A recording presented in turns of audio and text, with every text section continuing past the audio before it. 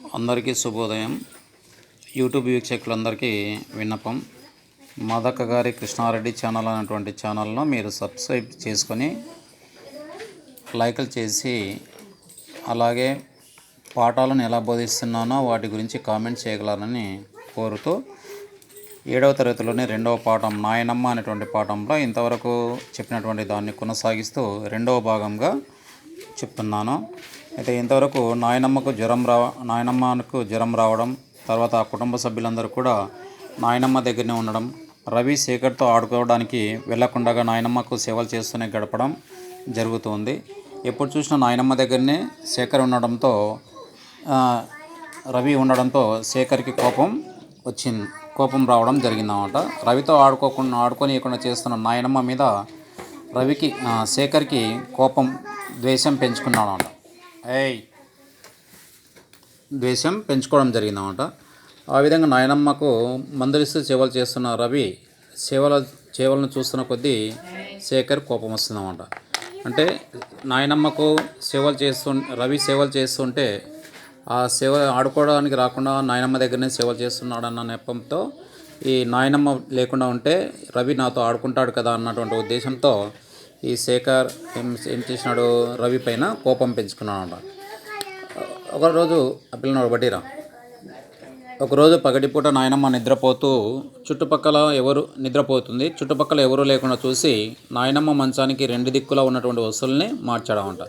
అంటే బిందె, చెంబు ఉన్న వైపు చెప్పులు ఉన్న వైపు బిందెను ఉంచాడమంట. ఆ తర్వాత ఏమీ తెలియనట్లుగా దూరంగా కూర్చొని నాయనమ్మని చూస్తూ ఉన్నాడమంట. చూడసాగాడు, ఏం జరుగుతుందన్నటువంటి విషయాన్ని చూస్తూ ఉన్నాడమంట. అయితే ఈ విషయాలేమీ నాయనమ్మకు తెలియదు.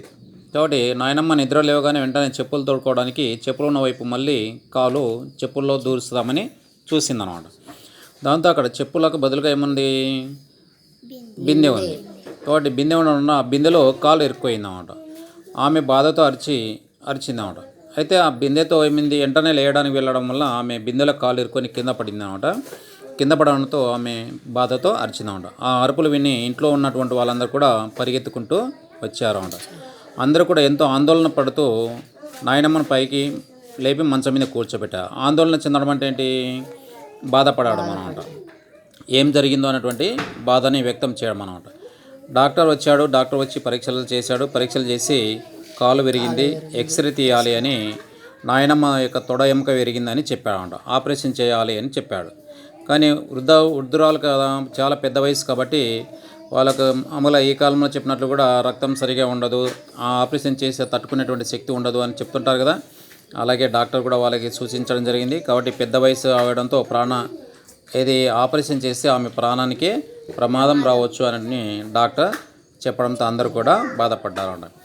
అయితే వాళ్ళకి అర్థం కానిది ఏంటి, చెప్పులు ఉన్న చోట బిందె ఎలా వచ్చింది అనేది ఎవరికి కూడా అర్థం కాలేదంట. ఎవరు పెట్టారో అర్థం కాలేదు. ఎందుకు, అందరూ కూడా నాయనమ్మని అందరూ కూడా ప్రేమిస్తారు.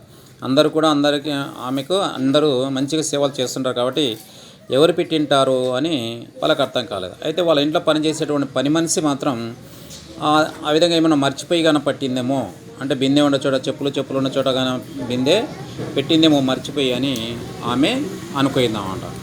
నాయనమ్మ దాదాపుగా కాలు విరిగింది కదా, నెల రోజులు హాస్పిటల్లోనే ఉందన్నమాట. నెల రోజుల పాటు హాస్పిటల్లోనే ఉందన్నమాట. అంటే మామూలుగా దవాఖానా అని ఇచ్చినాడు. ఇక్కడ దవాఖానా అంటే ఆసుపత్రి అని అర్థం అంట. దవాఖానా అంటే ఆసుపత్రి అని. రవితో సహా ప్రతిరోజు అందరూ కూడా దవాఖానకు పోతున్నారు. నాయనమ్మకు తొందరగా నయం కావాలని అందరూ దేవుని మొక్కుంటుంటారు. మనం కూడా మొక్కుంటాం కదా, ఎవరికైనా ప్రాబ్లం లేకుంటే జ్వరం వచ్చిందనుకోండి, తొందరగా నయం కావాలి, నయమై తిరుగులాడితే బాగుంటుంది అని మనం కోరుకుంటున్నాం కదా. అట్లనే ఆ కుటుంబ సభ్యులందరూ కూడా నాయనమ్మకు తొందరగా మంచి కావాలని దేవుని మొక్కుతున్నారు అన్నమాట.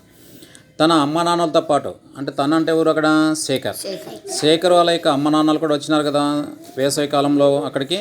కాబట్టి అమ్మ నాన్నలతో ఇంట్లో అందరూ కూడా నాయనమ్మ ఆరోగ్యం గురించి బాధపడుతున్నారన్నమాట. బాధపడుతుంటే శేఖర్కి ఏమైంది, బుగులైంది అంటే ఏమిటి, బాధ అనిపించింది అన్నమాట. ఏం జరుగుతుందో అని బాధ అనిపించింది.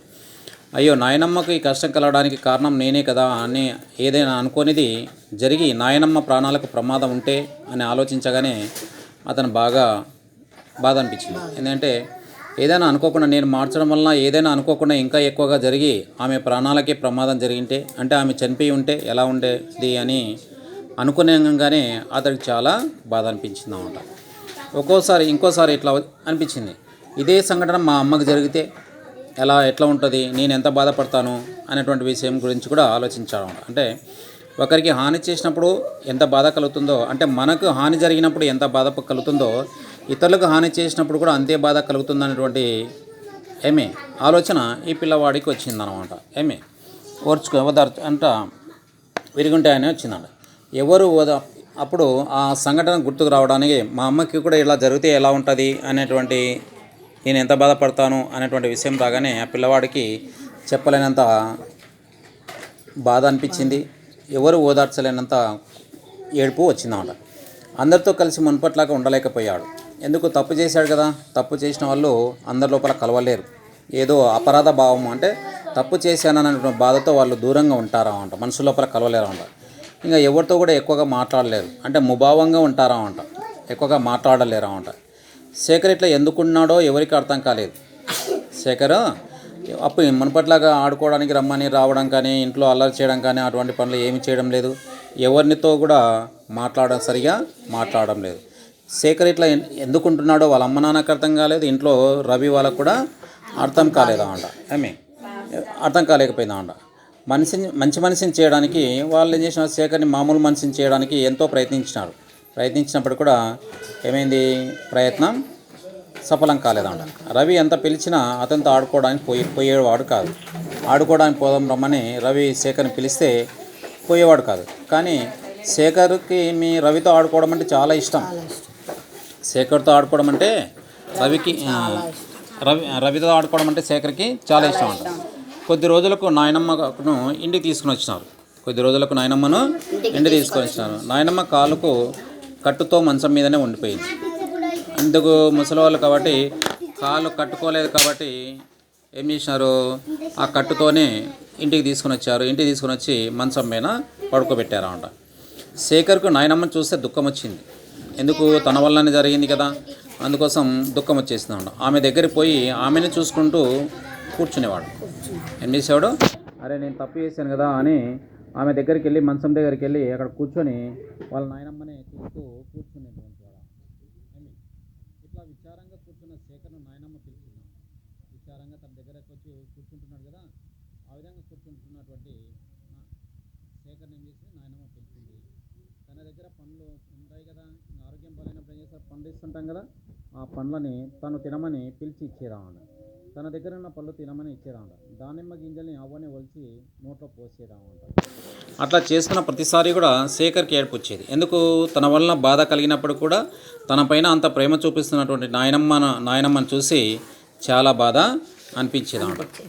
ఆ రోజు నుండి అందరూ కూడా ఏం చేశారు, రవి వలె నాయనమ్మకు ప్రతిరోజు పనిలో సాయం చేసాగారు. ఎవరు, శేఖర్ కూడా నాయనమ్మకు సేవలు చేయడం మొదలుపెట్టాడంట. నాయనమ్మ అతన్ని రవిని చూసినట్లుగానే ప్రేమగా చూసింది. ఎందుకు, శేఖర్ చేసినాడని తెలియదు కాబట్టి రవిని ఎలా చూస్తుందో శేఖర్ని కూడా అలాగే చూస్తున్నామంట. నాయనమ్మ తనను ప్రేమగా చూస్తున్న కొద్దీ శేఖర్కి ఏం చేసింది, తాను చేసిన తప్పు గుర్తుకొచ్చింది.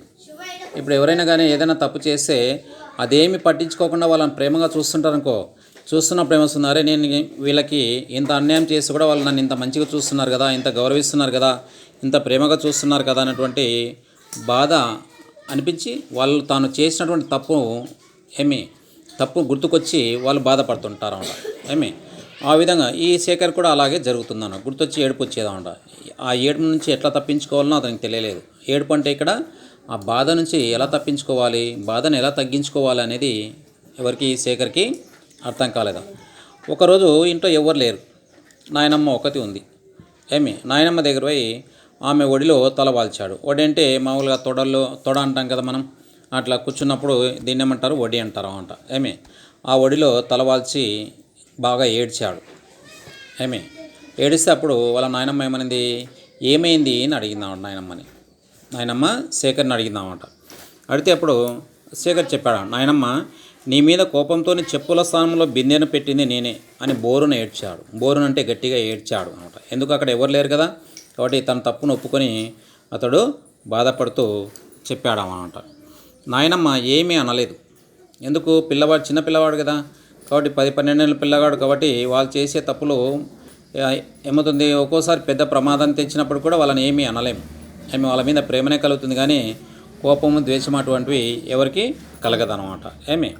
కాబట్టి నాయనమ్మ మీద కోపంతో ఆ విధంగా చేశానని చెప్పాడనమాట. కాబట్టి నాయనమ్మ తప్పును ఒప్పుకున్నాడు కాబట్టి నాయనమ్మ ఏమీ అనలేదన్నమాట. నాయనమ్మ నాకు రవితోని ఎందుకు చేశాడు అలా అనేది కూడా చెప్పాడనమాట. ఎందుకు చేశాడు, రవితోనే ఆడుకోవడం అంటే బాగా ఇష్టం, కానీ రవి ఎప్పుడు కూడా నిన్ను విడిచిపెట్టి నీతోనే ఉంటున్నాడు, అందుకు నాకు కోపం వచ్చింది. అందుకోసం ఆ విధంగా చేసినాను అని, చెప్పులు ఉన్న చోట బిందె ఉన్న చోట చెప్పులు మార్చినాను అని చెప్పాడంట. ఇంకా నువ్వు కొట్టినా బాధ లేదు నాకేనన్నాడు. ఎందుకు, తప్పు ఒప్పుకున్నాడు కాబట్టి. తప్పు ఒప్పుకున్నటువంటి వాడు ఏమవుతాడు, శిక్షకు అనుభవించడానికి సిద్ధంగా ఉంటాడు. శిక్ష అనుభవించడానికి సిద్ధంగా ఉంటాడు, ధైర్యంగా ఉంటాడు అన్నమాట. ఎందుకు, తప్పు ఒప్పుకున్నాను అనుకుంటే ఆ మనసులో ఉన్నటువంటి ఆ తప్పు అన్నటువంటి భావన ఎలా ఉంటుందంటే కత్తితో కోసిన దానికన్నా కూడా ఎక్కువ బాధను కలిగిస్తుంటుంది అనమాట. అట్లా అన్నాడు, బాధ లేదు అని అన్నాడు అన్నమాట ఏడ్చుకుంటా. అప్పుడు నాయనమ్మ ఏం చేసింది, శేఖర్ని దగ్గరగా తీసుకొని శేఖర్ యొక్క కన్నీళ్ళని తుడిచిందన్నమాట. తుడిచి నువ్వింకా నాయనమ్మ స్వయంగానే నవ్వంగన్నాడు. నాయనమ్మ ఏం చేసింది, నవ్వింది అనమాట. కన్నీళ్ళు తుడిచి నవ్వింది. ఎందుకు, అతనిలో వచ్చినటువంటి మార్పును చూసి ఆ అవ్వ నవ్వింది అనమాట. నాయనమ్మ నవ్వగానే శేఖర్కు ఏడుపు ఆపేశాడు. ఎందుకు, అవ్వ కూడా బాధపడడం లేదులే అని నన్ను క్షమించింది అన్నటువంటి ఉద్దేశంతో ఆ పిల్లవాడు సంతోషంగా ఉన్నాడు. ఆ బాధ అనేది తగ్గిపోయింది. అంతా మంచిగా జరిగిందిరా, నేను కష్టపడడం చూసి నీలో మార్పు వచ్చింది కదా, అంటే నేను బాధపడుతున్నాను కదా, ఆ బాధపడుతుండడం వల్ల నీలో మార్పు వచ్చింది కదా, మార్పు రావడం వల్ల రవి నాతోనే ఉండడం వల్ల నీకు నా మీద ఈర్ష్య కలిగింది కదా, రవి నా దగ్గర ఉండడం వల్లనే కదా నీకు ఈర్ష్య కలిగింది. ఇప్పుడు ఆ ఈర్ష్య కూడా పోయింది కదా నీ లోపల, నాతో ఉన్నప్పుడు కూడా నీకేం అనిపించడం లేదు కదా, ఇప్పుడు నీవు కూడా నాకు సేవలు చేస్తున్నావు కదా, కాబట్టి నీలో ఈర్ష్య అనేటువంటి గుణం పోయింది కదా. అంటే నీ ఈర్ష్య అంటే ఓర్వలేకపోవడం అనమాట, ఓర్పు లేకపోవడం. ఆ ఈర్ష్య అనేది పోయింది కదా. ఈర్ష్య అనేది మనిషి యొక్క మనసుకి ఎలాంటిది, విషం లాంటిది అనమాట. మనిషి యొక్క మనసుకి విషంలాగా ఉంటుందన్నమాట. ఇంకా నువ్వు అందరితో కలిసి ఎప్పట్లాగానే ఆడుకో, సంతోషంగా ఉండు అంటూ శేఖర్ని ఏం చేసింది, వీపు మీద అరచేత్తో రాస్తూ ఓదార్చిందన్నమాట. అరచేత్తో రాయడం అంటే ఏంటి, ఓదార్పుగా ప్రేమను ప్రకటించామన్నమాట. కొందరు ఏం చేస్తారు, నెత్తి మీద చేపెట్టి ఇట్లా అంటుంటారు కదా, ఏం కాదులేరా అని దువ్వుతుంటున్నట్లు చేయి నెత్తిపైన రుద్దుతుంటారు. కొందరు వీపున రుద్దుతారు, కొందరు భుజం మీద తట్టుతారు. అంటే ధైర్యం చెప్పడం అనమాట, ఏం కాదులే అని ధైర్యం చెప్పడం అనమాట. ఈ విధంగా శేఖర్లో మార్పు రావడం అనమాట. అంటే పిల్లల్లో కూడా ఇలాంటి లక్షణాలు కలిగినటువంటి వాళ్ళు ఉంటారు అన్న ఉద్దేశంతో ఇలాంటి లక్షణాలు, శేఖర్ లాంటి లక్షణాలు ఉండకూడదు, అందరూ కూడా రవి లాంటి లక్షణాలని కలిగి ఉండాలన్నటువంటి ఉద్దేశంతోనే మనకి ఈ పాఠం ఇవ్వడం జరిగిందన్నమాట. ఇది ఈరోజు పాఠం పూర్తయింది.